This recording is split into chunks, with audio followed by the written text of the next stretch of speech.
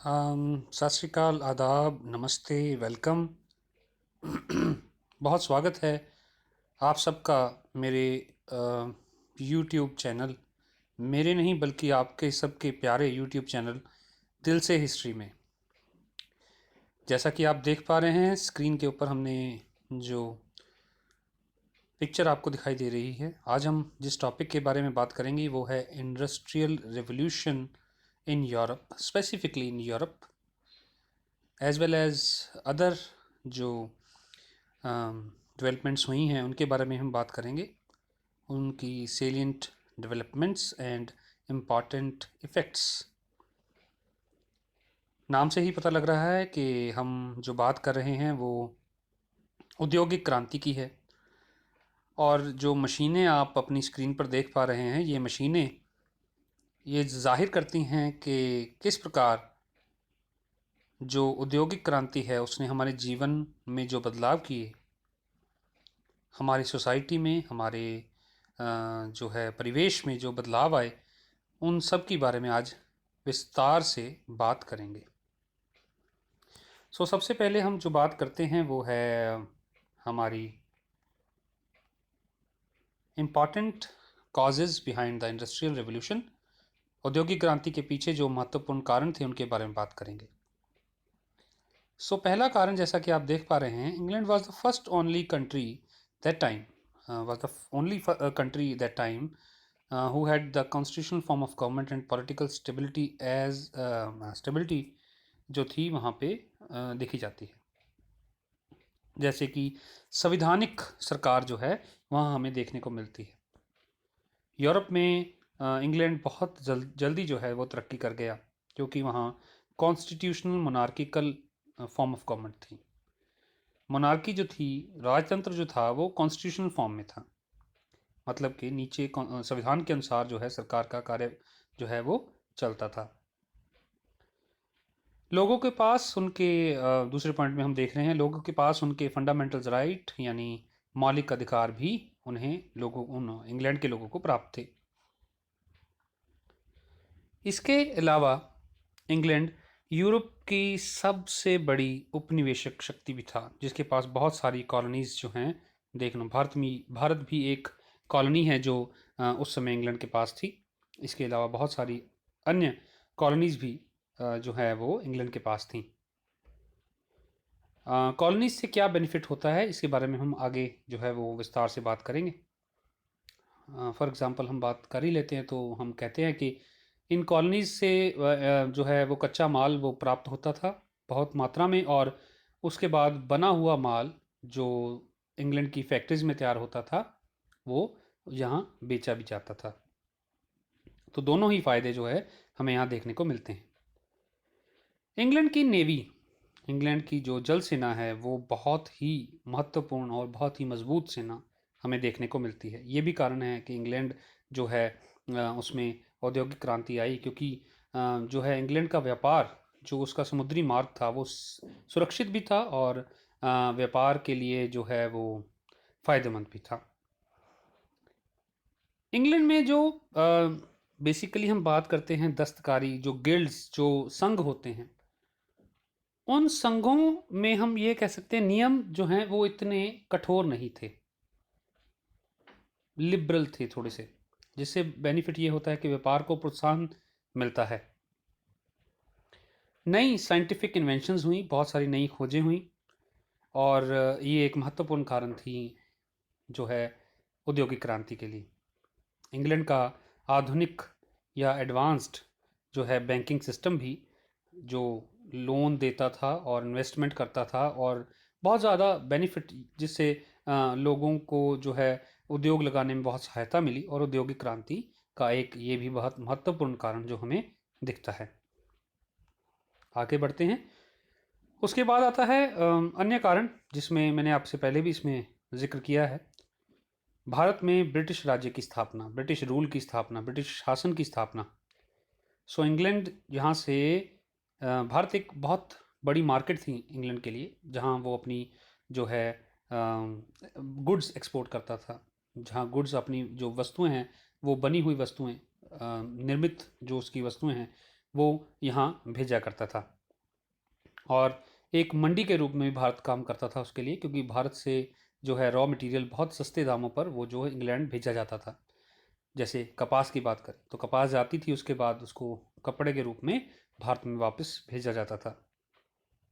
अगले कारण में हम बात करेंगे इंग्लैंड में एग्रेरियन रेवोल्यूशन, यानी हम इंग्लैंड की जो है वो कृषि जो क्रांति है उसके बारे में बात करेंगे।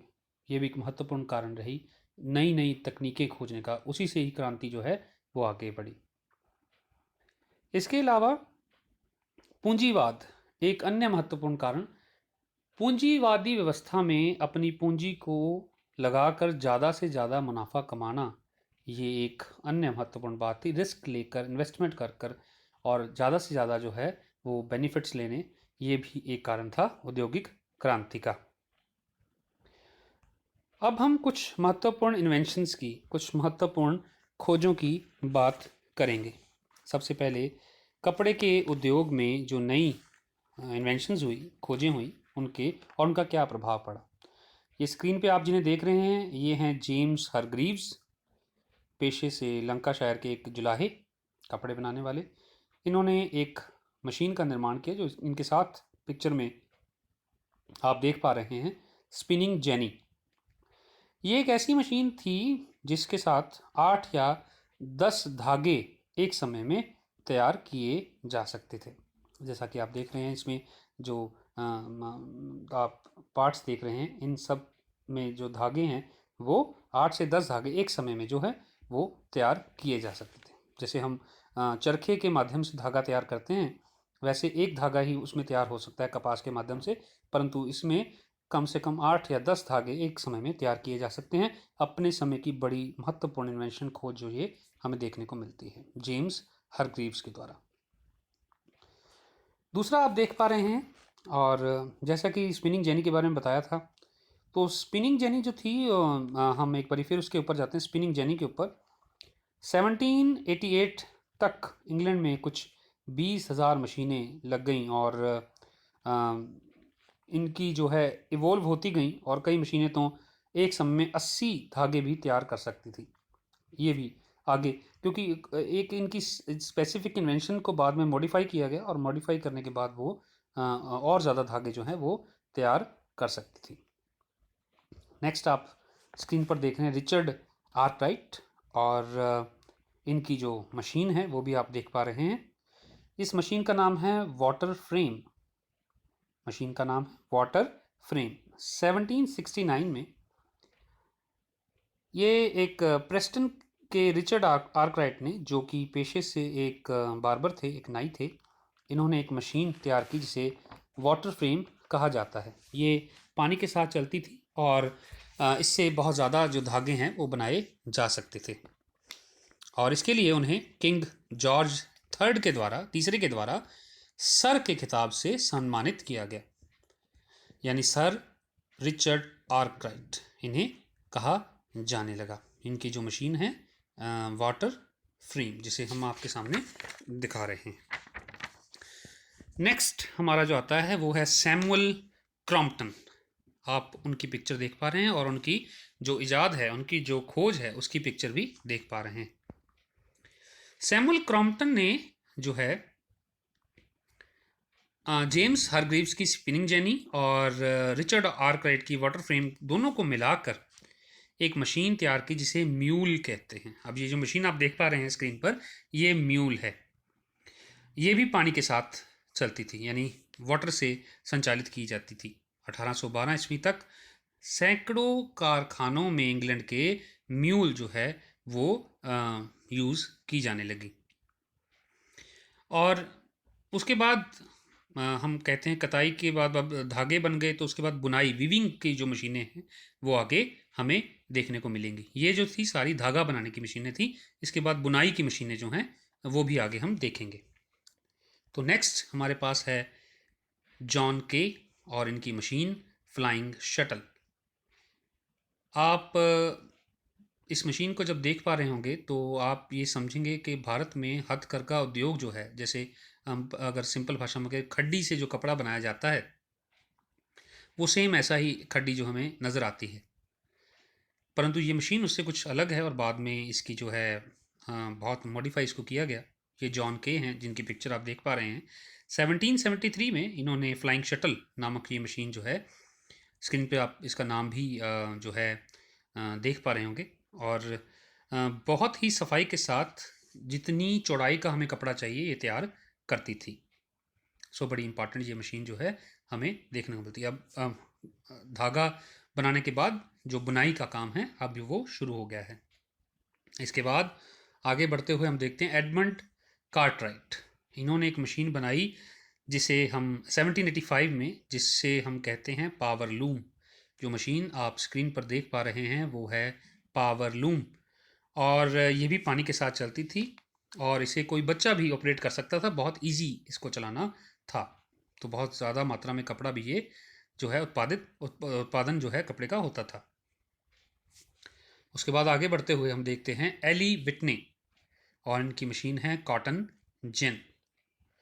1793 में अमेरिका के एली विटने ने कॉटन जिन नामक ये मशीन तैयार की, जिससे इस मशीन के माध्यम से कपास के अंदर जो हम कहते हैं कुछ अशुद्धियाँ थी वो निकाल दी जाती थी। पंजाबी में हम इसे कहते हैं बड़ेवें।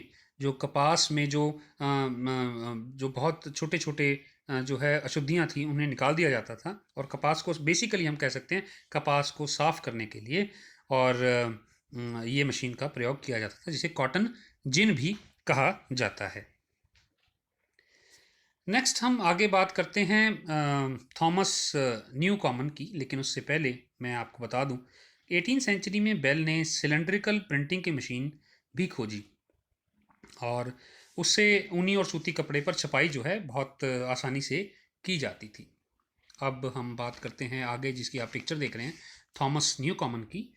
इन्होंने स्टीम इंजन का प्रयोग किया, यानी स्टीम के माध्यम से, भाप के माध्यम से, पानी के जो भाप की शक्ति है उसके माध्यम से जो है इन्होंने 1705 में 1705 में थॉमस न्यू कॉमन ने, जो एक लोहार थे, पहला भाप का इंजन का निर्माण किया। Steam engine, first steam engine जो इन्होंने निर्माण किया। पर इट लुक्ड सो अगली and consume so much fuel, like इसको ज़्यादा पावर की ज़रूरत थी और ये दिखने में भी बहुत अच्छा नहीं था। जैसा कि आप पिक्चर में देख पा रहे हैं, ये एक स्पेसिफिक जो उसका स्पेसिमिन है जो हमने उसमें से लिया है। नेक्स्ट हम आगे बढ़ते हैं। James Watt. जेम्स वॉट ने 1783 में जेम्स वॉट ने एक ऐसा भाप यानी स्टीम का हथौड़ा तैयार किया जो प्रति मिनट 300 चोट कर सकता था। मतलब एक ऐसा हथौड़ा जो खास करके लोहा उद्योग में या मेटल उद्योग में बहुत काम आता है, और 300 बार ये जो है ये अपना काम चोट कर सकता है किसी वस्तु के ऊपर प्रति मिनट। बहुत इंपॉर्टेंट जो है स्टीम के माध्यम से चलने वाला है। उसके बाद हम आगे बढ़ते हैं और कोयले एवं लोहे के उद्योग में जो क्रांति है उसके बारे में बात हम करेंगे। सो आप देख रहे हैं अपनी स्क्रीन पर अब्राहम डार्बी, और जो इन्होंने in England Abraham Derby developed the coking process in the early 1700s which advanced metallurgy and iron production।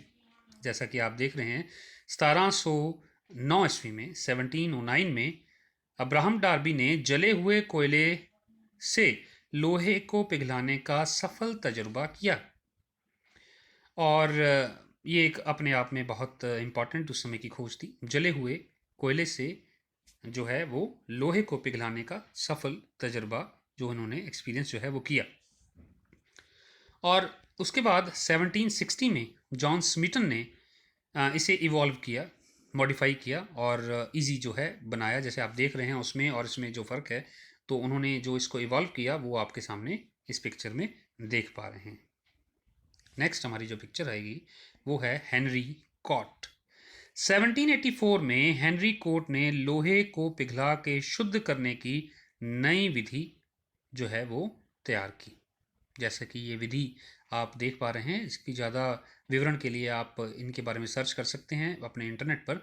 Henry coat, जिन्होंने 1784 में लोहे को पिघला के शुद्ध करने की नई विधि तलाशी। आगे बढ़ते हैं। और हम्फ्री डेवी, इसके सेफ्टी लैंप 1815 एडी में, 1815 में इन्होंने सेफ्टी लैंप, आप देख पा रहे हैं ये लैंप है जो एक सेफ्टी लैंप के रूप में जो रोशनी करता है, उसकी जो इन्होंने खोज की। आज आपको लगेगा कि कैसी खोज थी, लेकिन उस समय बड़ी ही महत्वपूर्ण खोज थी, क्योंकि कहीं जाने आने के लिए एक ऐसा लैंप जो है उस समय बहुत काम आता है, और बहुत इंपॉर्टेंट इनकी जो इन्वेंशन थी उस समय हम देखते हैं, हम्फ्री डेवी। उसके बाद आगे बढ़ते हैं। इन 1854 फ्रांस के हेनरी बेसेमर ने, जैसे आप नाम पढ़ पा रहे हैं, हेनरी बेसेमर ने लोहे को साफ करके स्टील बनाने के, इस्पात बनाने के नए ढंग को जो है ईजाद किया।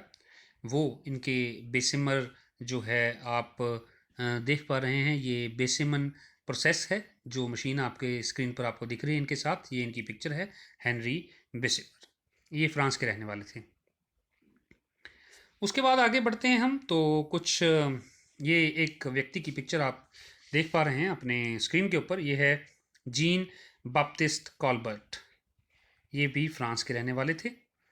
और हम ये कहते हैं कि यूरोप में सबसे बढ़िया सड़कों का निर्माण सबसे पहले फ्रांस में जीन बाप्टिस्ट कॉल्बर्ट के द्वारा किया गया।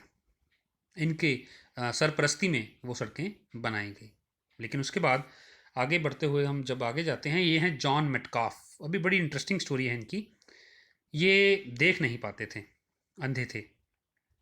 कहते हैं कि इंग्लैंड का पहला व्यक्ति था जिसने जो हम कहते हैं लुक, और जो जिसे तारकोल हिंदी में कहते हैं, तारकोल और कुछ छोटे पत्थरों की मदद से सड़कों का निर्माण किया। जैसा कि आप पिक्चर में भी देख पा रहे होंगे, सड़क जो है बनने का प्रोसेस जो है वो चल रहा है। ये व्यक्ति बचपन से ही अंधा था, परंतु उच्च कोटि का तस्कर, तैराक, घुड़सवार, शिकारी एवं व्यापारी था। जैसे हम कहते हैं जैक ऑफ ऑल ट्रेड, हम इसे कह सकते हैं। सड़कों की दुर्दशा के कारण एक बार ये अपनी बग्गी में बैठकर जाने वाला था, और इसने मना कर दिया कि मैं नहीं जाऊंगा, क्योंकि सड़कों की हालात अच्छे नहीं हैं। और ये पैदल ही 200 मील का सफ़र इन्होंने 6 दिन में पूरा किया, जबकि बग्गी में उस सफ़र के लिए 8 दिन लगते थे। आप हैरान होंगे कि पैदल सफ़र 6 दिन में पूरा हो गया, और बग्गी में वो सफ़र 8 दिनों में पूरा होता था। इसीलिए इनको कहते हैं कि necessity is the mother of invention. तो ज़रूरत जो थी उस समय, उसके कारण इन्होंने नई सड़कों का जो है वो एक निर्माण करने की कोशिश की। बहुत इंपॉर्टेंट इन्वेंशन हमें पता लगती है। आगे बढ़ते हैं। आप 3 पिक्चर्स देख रहे हैं अपनी स्क्रीन पर। फर्स्ट है फ्रांसिस एगर्टन, जिन्हें ड्यूक ऑफ ब्रिज वाटर भी कहते हैं, एंड जेम्स ब्रिंडले। जो ऊपर की तस्वीर है वो ड्यूक ऑफ ब्रिज वाटर की है, यानी फ्रांसिस एगर्टन की, और जो नीचे की पिक्चर आप देख पा रहे हैं वो जेम्स ब्रिंडले की है।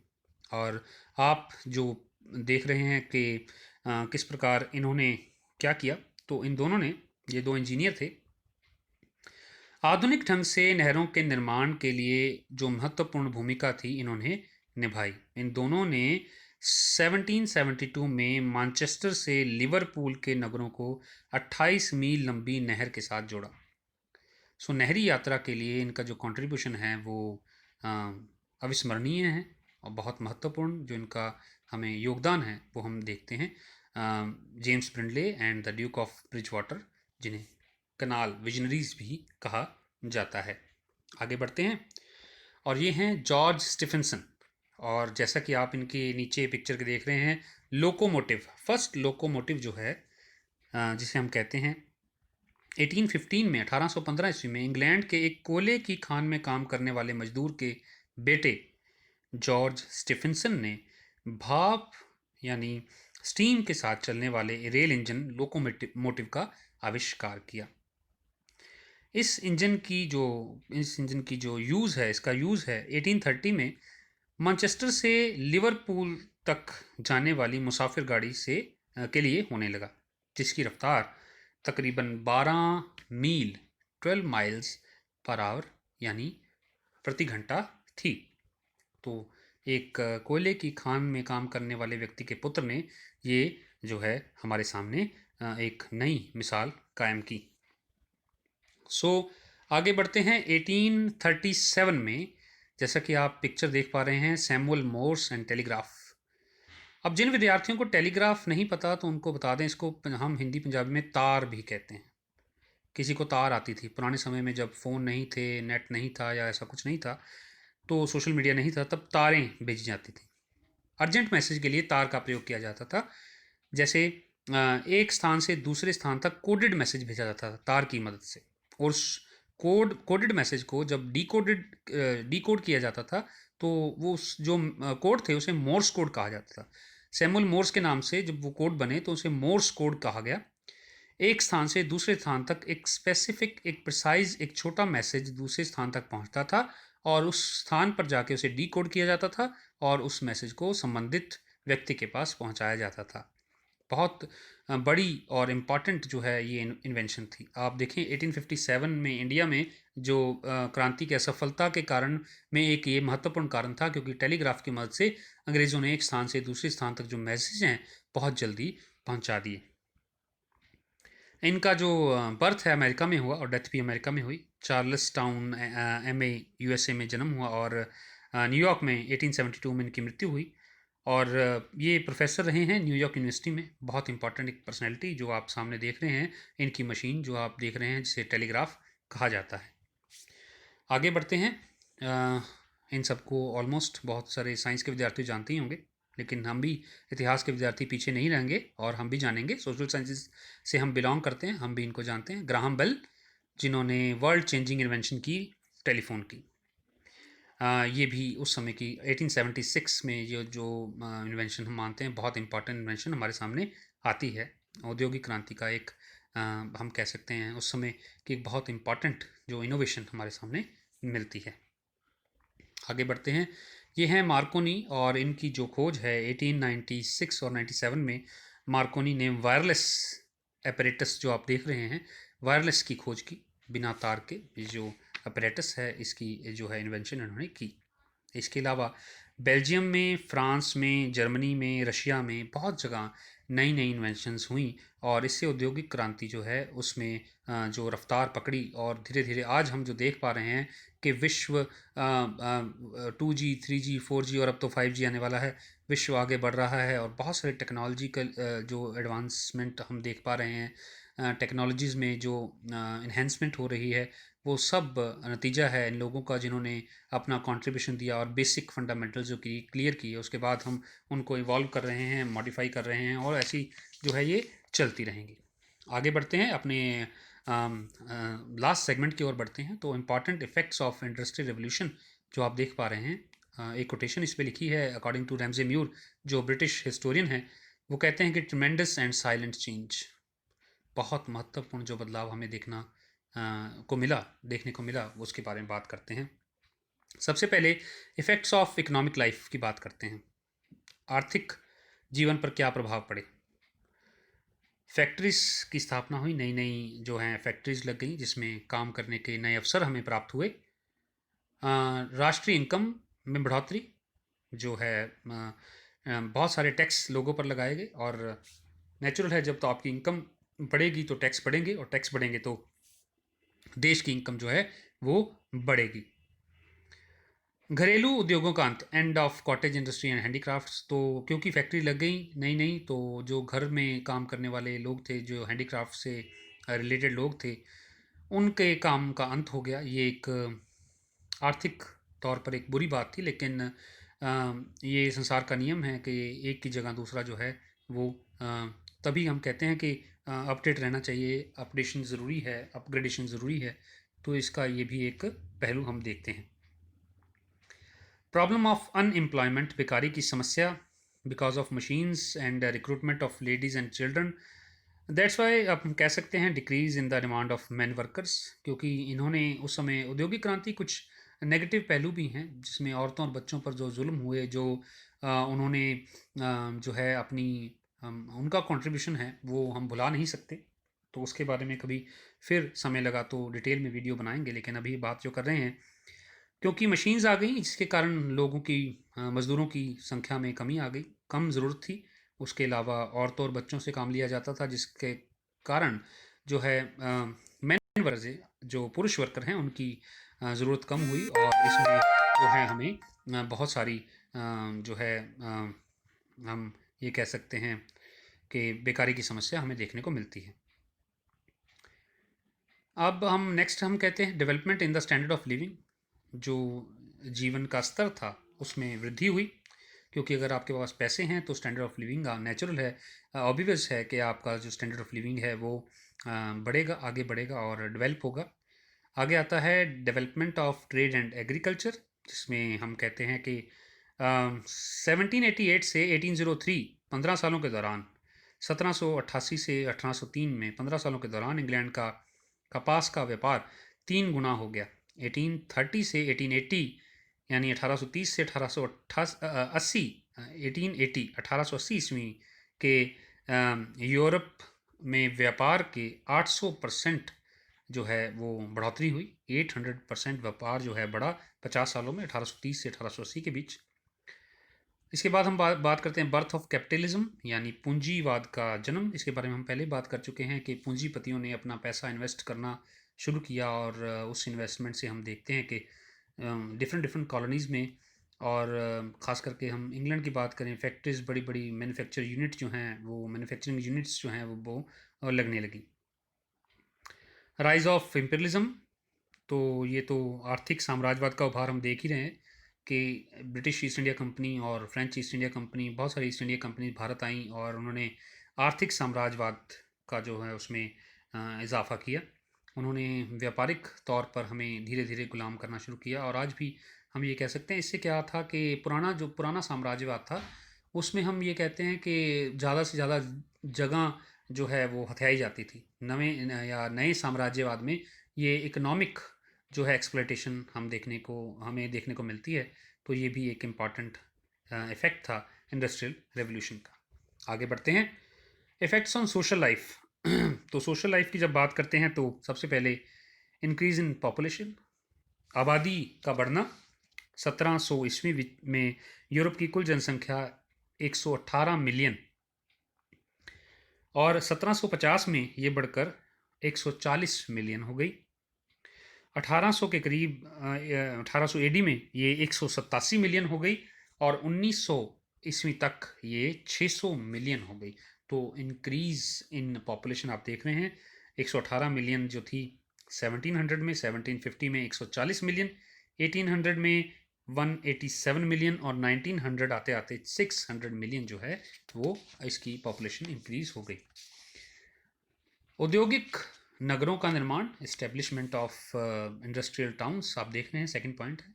मैनचेस्टर, लंकाशायर एंड लिवरपूल, ऐसे बहुत से इंपॉर्टेंट जो नगर, जो महत्वपूर्ण व्यापारिक नगर थे, उनका उत्थान हमें देखने को मिलता है। नंबर 3 में division of society into 2 classes, समाज का 2 वर्गों में विभाजित होना। एक लोअर क्लास, एक अपर क्लास जिसे हम कह सकते हैं बेसिकली। तो कुछ लोग गरीब होते जा रहे हैं, कुछ लोग बहुत पैसा जो है वो कमाते जा रहे हैं, और बहुत अमीर वर्ग जो है हमारे सामने देखने को मिलता है। Number 4, pitiable condition of the factory workers, यानी मजदूरों की दुर्दशा जो हम कह सकते हैं। 1832 में लंदन में 10,000 मरीज हैजे का शिकार हो गए, जिनमें से 5,000 लोगों की मौत हो गई। 1838 में लंदन में 14,000 लोग बुखार की चपेट में आ गए, एंड लगभग 1300 उसमें मृत्यु का शिकार हुए। ये फैक्ट्री वर्कर्स थे जिनके अच्छा वातावरण ना होने के कारण, और हम ये कह सकते हैं जिनकी देख रेख प्रॉपर ना होने के कारण उनके हालात बहुत बदतर थे। काम की बात करते थे सिर्फ, और कुछ नहीं। उनके लिए कोई फैसिलिटीज़ जो थी वो ज़्यादा अवेलेबल नहीं थी। तो इस प्रकार उनका जो एक्सप्लॉयटेशन हुआ उससे उनके हालात ख़राब हो गए। Exploitation of children and women, बच्चों और स्त्रियों का शोषण। तो मैंने आपको पहले बताया कि बहुत ज़्यादा उनसे जो है वो काम लिया जाता था, और उम्र का लिहाज नहीं किया जाता था। छोटे छोटे बच्चों को भी, जैसे हम आज कहते हैं कि चाइल्ड लेबर नहीं होनी चाहिए, और जो सच है कि नहीं होनी चाहिए, चाइल्ड जो हैं बच्चों को विकास के लिए उन्हें समय मिलना चाहिए, लेकिन ऐसा नहीं हो पा रहा। तो आप सबसे भी मेरी ये विनती है कि आप सब इस बात का ध्यान दें, सोशल इशू है ये। कहीं भी आपको चाइल्ड लेबर का जो है वो कोई ऐसा दिखे चाइल्ड लेबर करता तो उसे प्लीज़ समझाएं और कोशिश करें कि उसकी एजुकेशन और उसकी बेटर लाइफ के लिए हम कुछ कर सकें, तो बहुत अच्छी बात होगी। अगला है long working hours and low wages. जैसे अब हम कहते हैं कि काम के जो घंटे हैं वो 8 घंटे, जिसमें 1 घंटा लंच भी होता है, हमें संडे छुट्टी मिलती है और सरकारी में तो सैटरडे और संडे भी छुट्टी होती है। परंतु उस समय लॉन्ग वर्किंग आवर्स थे, तकरीबन 14 से 16 घंटे, 14 to 16 आवर्स काम किया जाता था, लिया जाता था मज़दूरों से। 1840 में इंग्लैंड में एक हफ्ते में 69 आवर्स जो हैं वो काम करने के निश्चित किए गए। बहुत ज़्यादा हैं। अगर हम 8 घंटे पर डे के हिसाब से चलें तो 5 दिनों में 40 घंटे बनते हैं, और अगर 6 दिन भी चलें तो भी 48 घंटे बनते हैं। लेकिन ये 69 आवर्स जो हैं हमें देखने को मिलते हैं। अराउंड 11.5 घंटे 6 दिन अगर हम काम करें तो ये वीक में पूरे होते हैं। उसके अलावा अमेरिका फ्रांस में और बढ़ जाते हैं, 78 आवर्स वीक में। और जर्मनी में तो हद ही हो गई, 83 घंटे 83 आवर्स जो हैं हमें देखने को मिलते हैं। और वेजेस जो बहुत कम जो हैं, उनके तनख्वाहें जो बहुत कम मिलती थी, जिससे जीवन स्तर बहुत निम्न था। आगे बढ़ते हैं, effects on political life. Political life में जो इफ़ेक्ट्स हुए, जो प्रभाव पड़े, उनकी बात करते हैं। इंग्लैंड का एक शक्तिशाली देश बनना, England become a strong power. वो कहते हैं कि वो चट्टानें जिन्होंने नेपोलियन के साम्राज्यवादी जहाज को चूर चूर किया, वो यॉर्कशायर और लंकाशायर की चिमनियाँ ही थी। एक कोटेशन हमें पढ़ने को मिलती है कि अगर नेपोलियन के साम्राज्यवादी जहाज को किसी ने चूर किया, जिन चट्टानों ने चूर किया, वो थी इंग्लैंड की मिलें, लंकाशायर और यॉर्कशायर की मिलें, जिन्होंने इतनी तरक्की की और इतना पैसा जो है उनको कमाया, जिससे नेपोलियन भी जो है इनका सामना नहीं कर सका, इंग्लैंड का सामना नहीं कर सका। सेकंड पॉइंट में हमें दिखता है rise in the power of middle class, bourgeois. खास करके वो लोग जो मध्यवर्गीय थे, उनकी एक क्लास यहाँ देखने को मिलती है, जो मिडिल क्लास जिसे हम कहते हैं, लोअर अपर और उसके बीच में मिडिल क्लास जो है वर्ग हमारे सामने आता है। ये भी एक इफ़ेक्ट है पॉलिटिकल लाइफ का। जैसे जैसे आगे बढ़ते हैं, demand of parliamentary reforms, demands उठने लगी कि सुधार चाहिए, जो है हमें संसदीय सुधारों की बात हुई। और रिफॉर्म्स एक्ट ऑफ 1832 इसी का एक उदाहरण है। 1832 में एक रिफॉर्म एक्ट पास किया गया, जो इसी का ही उदाहरण हमारे सामने आता है। Emergence of labour class as a political force, आप देख पा रहे हैं बहुत सारी ट्रेड यूनियंस, लेबर पार्टी भी इंग्लैंड में बहुत फेमस है। वो भी इसी का ही जो है हम रिजल्ट है, इसी का ही नतीजा है जो हमें देखने को मिलता है। राष्ट्रीय एवं अंतर्राष्ट्रीय एकता, नेशनल एंड इंटरनेशनल यूनिटी, बहुत सारे ट्रांसपोर्ट के नए मोड आए और जिससे देश विदेश के हर हिस्से में जाना आसान हो गया। तो ग्लोबल एक नेटवर्क तैयार हुआ और धीरे धीरे जो है हम देखते हैं कि बहुत यूनिटी की बात हम जब करते हैं तो हमें देखने को मिलती है। नेक्स्ट है birth of new political theories. बहुत सारे नए फिलोसफर्स का जन्म हुआ, पॉलिटिकल थ्योरीज आई बहुत सारी, Robert Owen, Louis Blanc, Saint Simon, Karl Marx, ये सुधारक जो मजदूर वर्ग और उद्योगपतियों के शोषण के बारे में जो बात करते हैं।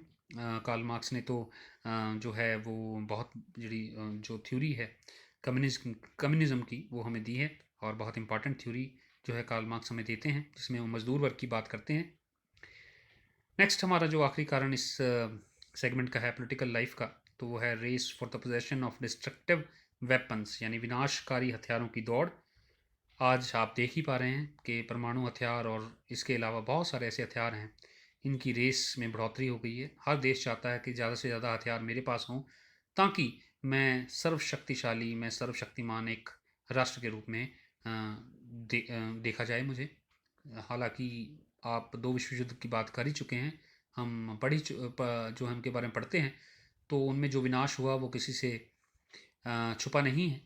तो ये भी एक पॉलिटिकल लाइफ का जो इफ़ेक्ट हमें देखने को मिलता है, यानी इंडस्ट्रियल रेवोल्यूशन का, ये भी हम देखते हैं। Last but not the least, effects in the cultural and intellectual sphere. तो इसमें जो है सभ्याचारक एवं बौद्धिक क्षेत्र में जो प्रभाव हुए उनके बारे में बात करेंगे।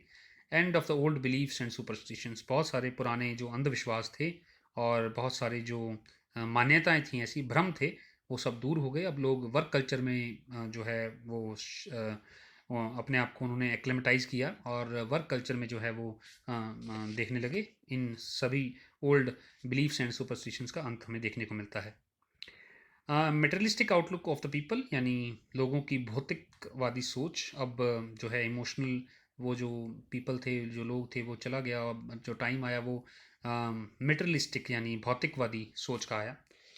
हालांकि हम इसे अच्छा नहीं मानते बहुत, लेकिन कहीं ना कहीं ये आज के समय में ज़रूरत है कि भौतिकतावादी सोच जो है लोगों की वो देखने को मिलती है। और ये भी एक इफ़ेक्ट था इंडस्ट्रियल रेवोल्यूशन का। उसके बाद डेवलपमेंट ऑफ लिटरेचर की बात करते हैं, एग्जांपल लेते हैं। ओलिवर गोल्डस्मिथ ने एक जो लिखा द डिजर्टेड विलेज, उनकी रचना है। दूसरी बायरॉन, जिनकी द एज ऑफ ब्रॉन्ज रचना है। तीसरी चार्ल्स किंग्सले, जिनकी यीस्ट एक रचना है। इसके अलावा लियो टॉल्स्टॉय जो रशिया के थे, चार्ल्स डिकेंस एंड थैकरे, जिसने wrote about the pathetic condition of labourers. Thackeray ने जो मज़दूरों की बुरी हालत है उसके ऊपर लिखा। इस तरीके से बहुत सारी जो लिटरेरी डेवलपमेंट्स हैं हमें इस समय देखने को मिलती हैं। एमरजेंस ऑफ न्यू थ्योरीज, यानी नई नई विचारधाराओं की उत्पत्ति, जिसमें हर्बर्ट स्पेंसर और उसके साथी, जिन्होंने व्यक्तिवाद की थ्योरी थी, एक नई हमें जो है थ्योरी मिलती है। कार्ल मार्क्स एंड उसके साथी, जिन्होंने समाजवाद, सोशलिज्म की थ्योरी दी, कम्युनिज्म की थ्योरी दी। उसके बाद समाजवाद की बात करते हैं। फिर हम बात करते हैं बेंथम और उसके साथी, जिन्होंने उपयोगितावाद की थ्योरी दी।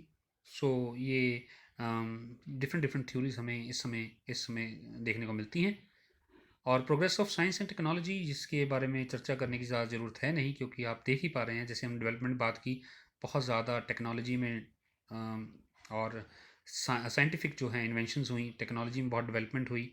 ये इस काल की विशेषता हमें देखने को मिलती है।